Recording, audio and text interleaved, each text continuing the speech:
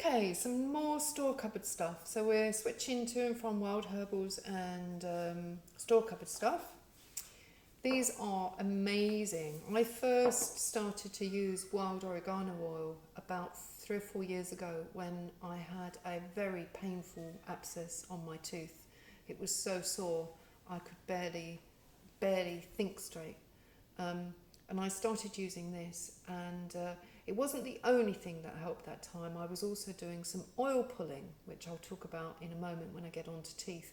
But this is a very powerful antiviral, antibacterial, and it literally knocks a cold out or any kind of infection out at the first sign. So you just take it. I take 2 or 3 drops on my tongue, maybe 2 or 3 times at the first sign of a cold. It is potent. It knocks your head off. It's got quite a strong flavour, but that is it working. It's very, very good. So I really would highly recommend that. And I did, when I had my abscess, I was painting it on my gum, which literally kills the bacteria. The same again with tea tree. I haven't taken tea tree oil internally, but it is fantastic for cuts and grazes and infections and anything topical that you want to work with. So earlier this year, we're in 2020, it's August. I work as a psychotherapist as well as doing all my wild herbals and kitchen cupboard medicine. I was putting a couple of drops of these each in an oil burner just to make sure that my room was clean and that it was disinfected and safe for people to come and visit me in. Along with the sage smudging as well. So I worked with both of those just to keep my environment as clean as possible, and not only from the dreaded infections, but from energies, negative energies that might be, just lingering around. You want to keep your place as a sanctuary. So I'm going to move on to hydrogen peroxide. These are store cupboard now. You can get this from the chemist for a few quid. Oh, £1.30. £1.30. Okay, that says on here. Hydrogen peroxide. This is 9% solution. There is 6%. There's all different percentages. But I'm going to talk about hydrogen peroxide and bicarbic soda. And I'm going to tell you a little story about this. I've used it so many times now for all kinds of things that I know it works. So what I do with it is I take maybe a teaspoon of your bicarb, maybe half a teaspoon of the hydrogen peroxide, and I mix it in one of those little tiny, like tea bag cups things. And what you want is something that's reasonably loose, but not liquid. So it's like a paste, really. It is amazing. It pulls out infections so fast. When I was talking about my tooth abscess, I had it recurred more than once because I was too scared to go to the dentist to get it removed. So in the end, I thought there must be something that works. So I looked it up online and I found this treatment. So you take a cotton pad and you cut it to the size of the gum where the abscess is. So in my case, it was right on my wisdom tooth, so I kind of cut it in half and I kind of put it behind the wisdom tooth like that and touching the gum. And then you put your paste on. You put your paste on, you put it in your mouth and you just sort of blanket the tooth with your mouth, with your cotton bud, sorry. And it froths, okay? It feels like you're a bit rabid, because you want to, it keeps frothing. That's what it does when you mix these two together, it froths. But just stay with it, just let it froth, spit out any of the, the stuff that's frothing away. And just wait for about 20 minutes, half an hour. So I did this twice, and within about a few hours, and the second time, the abscess was literally ready to burst, and it burst. Yes, it's horrible. It's a horrible thing to say. But it just pulls it out immediately. It's instant relief. It takes minutes, relatively speaking. You don't have to take antibiotics. You don't have to pollute your whole gut gut bacteria by taking antibiotics that do kill a lot of stuff. This just literally pulls out the infection. Another story, I used it with a horsefly bite that I had on my eyes. We've got some pictures, maybe we can put those in and show you. This horsefly bite was on my brow and in my hairline, and my whole face was up. Within 6 hours of 3 treatments of this, my face was back down almost to normal, and over the next few days it was amazing. Just went very quickly. Then I had a wasp sting on my finger, and I came home. It was enormous, red, throbbing finger, very painful. And again, I just took a poultice, put this on. Within half an hour, the whole swelling had disappeared. It was still red, but within another hour, it had gone back to normal. So this is incredibly powerful. It's so worth keeping this in your cupboard. If you're a baker, you're going to have this in any way. All you need to invest is £1.30 for this. It'll also clean your oven, by the way. But anyway, that's another thing. But so really, what I would recommend this for is topical, anything topical, anything to do with infection where you want to drag it out, and get rid of pus or horrible infection in spots and so on and so forth. So it's amazing. Witch hazel. So when I was treating my face infection, my face bite, my horsefly, I soothed it with witch hazel. Witch hazel is very, very calming, very smooth, it's very soothing. Again, it's very cheap, it's only a couple of pounds. You can actually buy or find witch hazel. Witch hazel isn't native to this country, it comes from the US, but you can grow it quite easily here. It's got very long spires with yellow flowers on it. I really want one, so if anyone wants to get me a present, that's what you can buy me. And you can literally just use it as a toner. It just really helps damaged, inflamed or infected skin. And again, it's not going to take out the inflammation, but it is going to soothe it. So that's a perfect thing to use with your bicarb and your peroxide. Vodka, that'll knock you out. Take a few draughts of this, you'll sleep like a log. No, we're not going to advocate getting drunk. you can bleep that out, can't you, Mickey?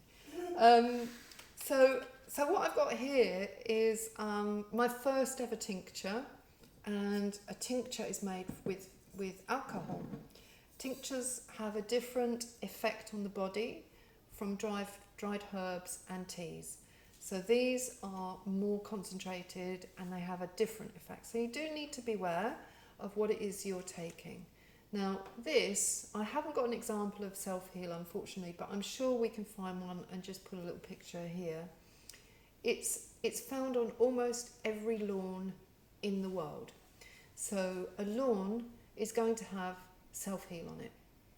It's a little purple flower that grows up from the lawn so high, and if you pick it and you roll the stalk in your fingers, you'll notice that the stalk is square, and that means it's one of the mint family, and it's almost definitely self-heal. Now self-heal is an ancient plant, obviously. We've had it around for many years, but the treatment is amazing. It literally helps with all kinds of issues, from breathing to digestion to skin issues to infections. It's an all-round good healer. So this has been in its tincture since the 27th of July, and we are now nearly towards the end of August, so it needs to stay in there for a little bit longer, maybe another month. And then what I'll do is I'll strain off the brown liquid and I'll put it into some of these little dropper bottles, and I'll give them to my friends and family for all kinds of treatments, issues. So the way to make your tincture, it's very simple. You can do this. Is just to take your wild herb. You don't need to dry it. It's very simple. Just pack it in the glass jar, not too tightly, but just so that there's room. Fill it up with your vodka. This is 38% volume. The higher the volume, the better. But that's the highest I could find that was affordable. And then you just put it in a cupboard, in a dark cupboard, and you shake it as often as you can. Daily would be great, but it doesn't matter if it's every other day or once a week or whatever. But the point of the shaking is to make sure that the herbs on the top don't gain any kind of mould or stuff that we don't really want to contaminate the tincture with. And you just keep it moving, and that makes sure that the air does not react with the tincture. So that's why I brought the vodka. It wasn't to get drunk on set, honestly. It was just to show you how to make a tincture. Now there's many tinctures I'd love to show you once I've made them. So I've got to really get on and sort of get my tincture supply up and running so that I can show you how to do that. This is called feverfew, and once you've got feverfew in your garden, you will never get rid of it. It grows everywhere, and it is the most potent herb for getting rid of migraines.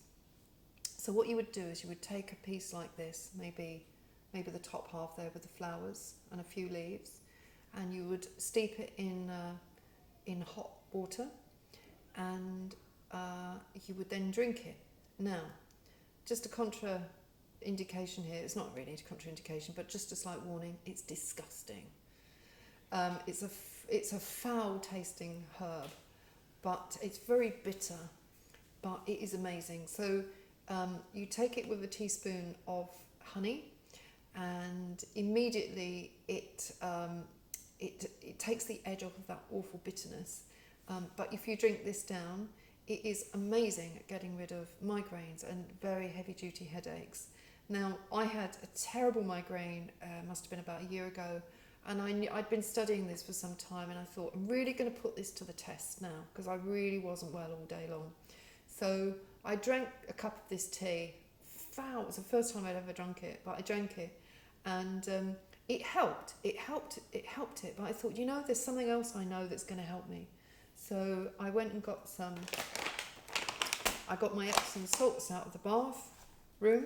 This is £4.15 from your local pharmacy. And you put a cup of this in a hot bath, which is what I did later in the afternoon. I put a cup of Epsom salts in a huge bath of water, and I soaked in it. And when I got out of that bath, there wasn't a sign of headache. It was phenomenal, really amazing. I'd never known a headache to go so quickly without taking pharmaceuticals. So I've got to recommend Epsom salts with feverfew for headaches. An absolutely amazing mixture.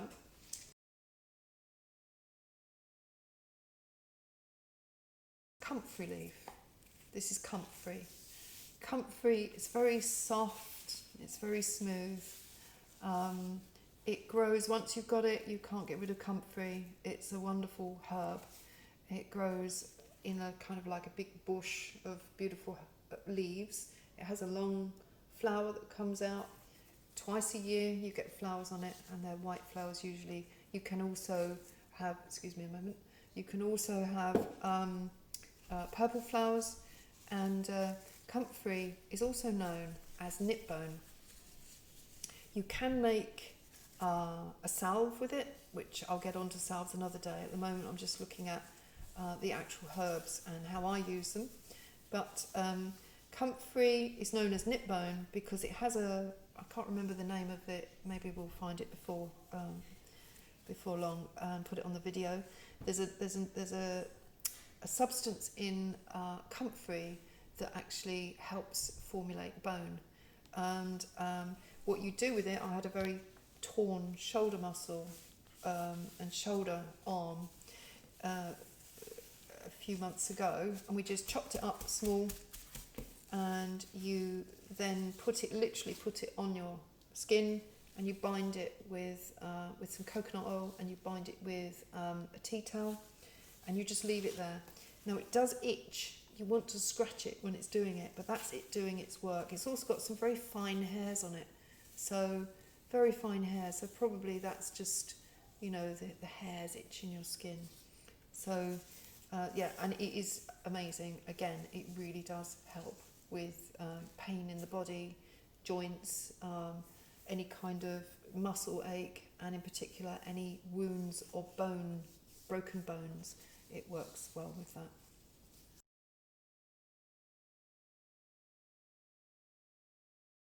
Olive oil. The reason I've brought olive oil with me is because you can make all your massage oils from the olive oil. So I've made St John's wort, the flower heads for a beautiful massage oil, but also oil pulling. If you don't know what oil pulling is, there are pretty a lot of information about oil pulling. You take maybe an egg cup full of oil and you put it in your mouth and you swish it round your mouth for about 15-20 minutes and then you spit it out. And what it does is it removes all of the bacteria in the mouth and it gets rid of all of the inflammation and bacteria in the mouth. This is what I used as well as my oregano oil when I had an abscess on my wisdom tooth. And all of the things I tried, the one that worked immediately was this. So literally after having swilled my mouth out with this, the pain was less. I noticed it immediately. It didn't disappear. What I think helped get rid of it that first time was the oregano oil, but this gave immediate relief. It just swills out, it cleanses the teeth, and it gets rid of all the kind of bacteria that sits on the gum.